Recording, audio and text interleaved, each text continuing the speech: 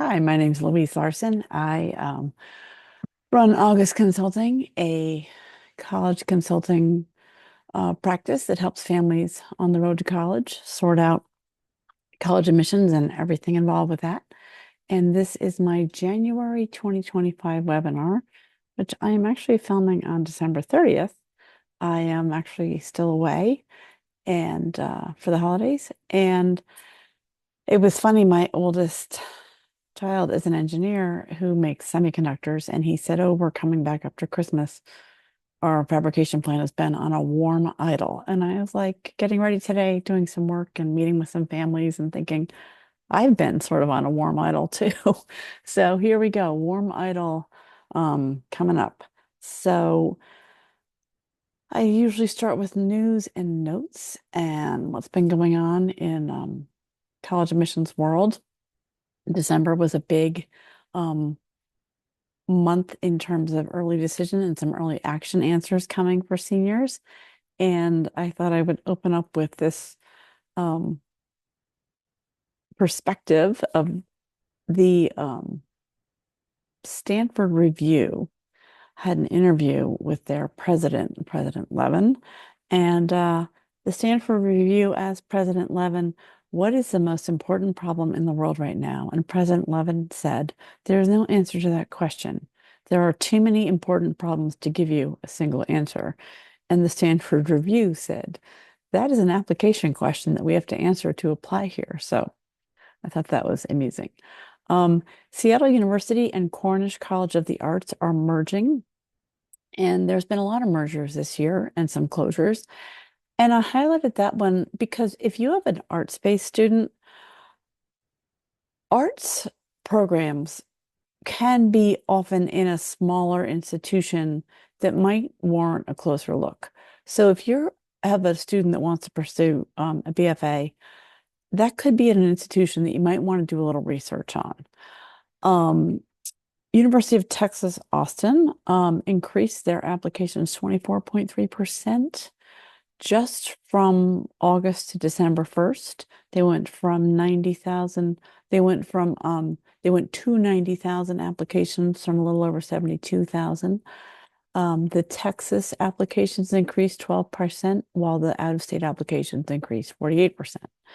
Now, those numbers are important for what I'm about to show you, well, share with you, is 75% of the Texas incoming class must be from Texas. They take the top 5% for the top 5% ranked students in every class in Texas. So they have a 10% cap on out-of-state students, and the rest of that they bring in are international students. So that means that if you are outside of Texas and the applications went up 48%, that is going to be a really, really tough acceptance to get. They bring in an incoming class of 9,200 students. So I share that only to say that the Texas application, applying there is really, really a very, very selective thing. The Common App reported that through December 1st, applications are up in the early round, almost 2 million since 2021. They've gone from about 3.5 million applications to 5.4 million applications. That is from 1,048,873 individual applicants. So they're increasing. And the growth by state, the biggest growth is in Texas, Georgia, Mississippi, and South Carolina. And the largest growth in applications it's to public schools, 11% growth versus 5% in privates. The growth by state is important. Texas, Georgia, Mississippi, and South Carolina, because you can be sure that those state flagships are getting a lot more applications too. So what that's worth. So I know we just had Christmas, maybe, spent a lot of money over Christmas. Um, I share this information. Barnard is $252 million in debt. They ran a deficit this year of 23.3 million. So that's very significant. Brown is facing a $46 million deficit this year. And I share that to say that even really well-resourced schools are facing budget issues. And a couple years ago, 3 or 4 years ago, Stanford cut a bunch of athletics with a very transparent email laying out dollar for dollar what the type of deficits they were facing for these athletics. And so even really well-resourced schools like Stanford and Barnard and Brown and other schools, face limits and have to balance their budgets. Um, a couple other little tidbits. Federal judge rules that the Naval Academy can consider race in admissions. Now, if you been following college admissions, the Supreme Court ruled that colleges could not consider race in admissions, but they can at the Naval Academy. And there's been a suit about that they shouldn't be able to, so we'll see. Um, in athletics news, Bill Belichick is going to coach UNC Chapel Hill.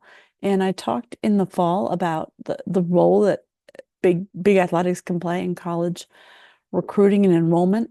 And shout out to the University of Vermont men's soccer team, who was unranked and went on to win the national championship. So go Catamounts. A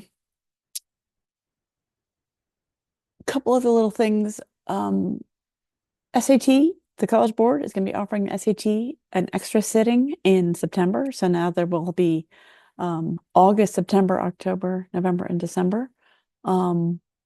Emory admitted, when I give them a lot of credit, in the early decision round, they only admitted or denied. They deferred only 5 students. I think that's good. I think that giving kids an answer in that round, even if it isn't the answer that they want, helps close doors and have kids move on to other options.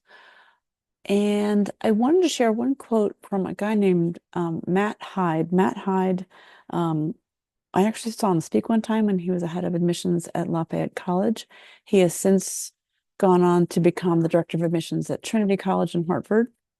And he was on a podcast talking about, admissions dean an admissions dad, and he has a senior going through the process. So they were talking about, he was sharing, from his bird's eye view as an admissions director, what it's like being a dad going through this process and what he saw. And he said something that I thought was relevant for families. He said, it's really important to throw away your lens. Like what you did 25, 30 years ago when you were applying to college is almost irrelevant right now.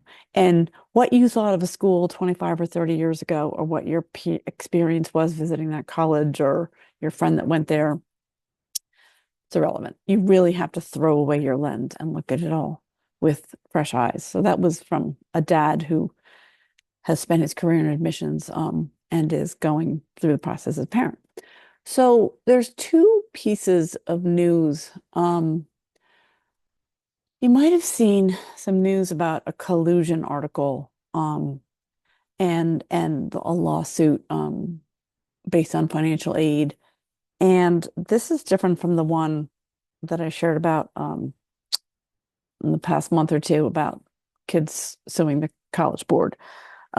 This is about colleges saying that they do not consider financial need in their admissions. And basically what it is there's a group of colleges that were exempt from an antitrust lawsuit because they said they did not consider financial need in their decisions.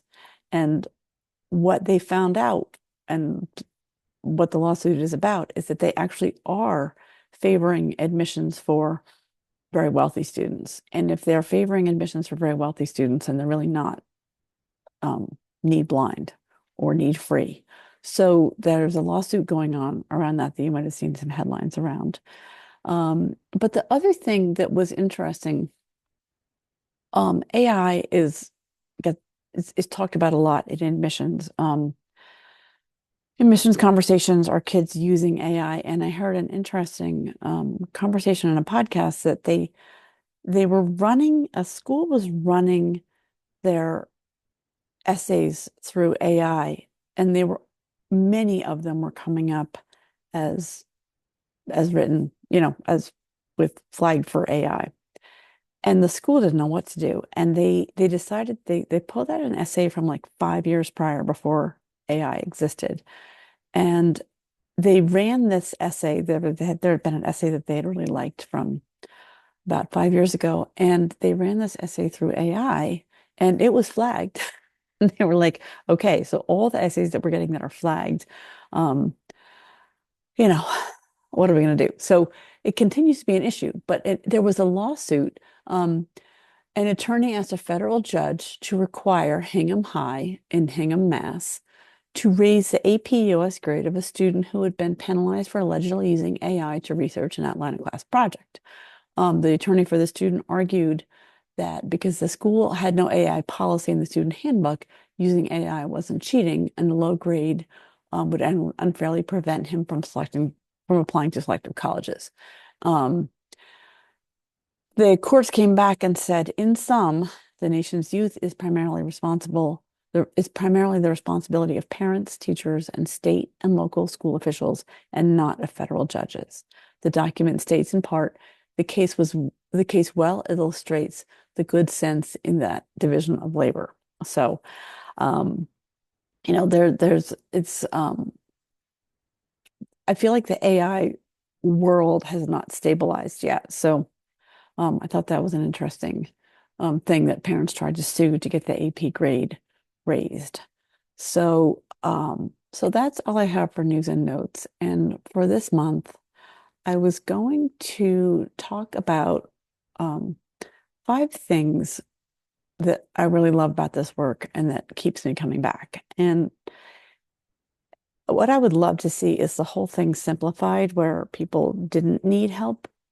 That would be great. And if that happened, I think that would be wonderful. And if that happened and nobody needed my services anymore, I'd probably go find an under-resourced community and just go help there and help kids figure out the more simplified system. Um, but that is not the case. It is very complex, and there's a lot of a lot of different ways colleges do things, and it's hard. It's a complex process for any kid. So here is what keeps me coming back, and what would keep me coming back, even if, you know, I was just doing this as volunteer work. It's very, very satisfying to alleviate the stress. When people have questions, parents, students, about this very complex process, I often have the answers. And if I don't, I can get them. I know how to research them fairly quickly and efficiently to get the information I need. I especially experienced the other side of this when I had my own biological child applying to law school, and I, you know, couldn't wait to talk to this consultant and figure out how this worked. So it was very stressful, and I enjoyed having somebody alleviate that stress, and I enjoy alleviating that stress for families. The second thing that I really love is helping build kids up and helping them see where they shine. Many kids are in a high school cohort that has all sorts of talents, and maybe they don't feel like they have those talents necessarily, and maybe they're not the captain of the team or the in the top academic pool or whatever it might be. But most kids have some pretty neat stuff going on. And I mean, all kids do. And helping them see that and feel good and find their way forward is really brings me a lot of joy. Um, the other thing that the third thing that I really enjoy is this is one of the more adult decisions that kids are going to be making, and helping them along with that process of sharing information, showing them maybe some points that they haven't considered, or something that it's rarely a black and white thing, like this is a good decision, that's a bad decision. It's more gathering. all the information and figuring out what decision feels best for them. So helping them do that is very satisfying. Um, the fourth thing, I it never gets old when they get their yeses. I mean, when they get decisions that they like, it's just great. And I especially love um, the first yes for each kid. It's just, they're actually going. Up until then, it seemed like maybe, um, who knows, would this ever come together?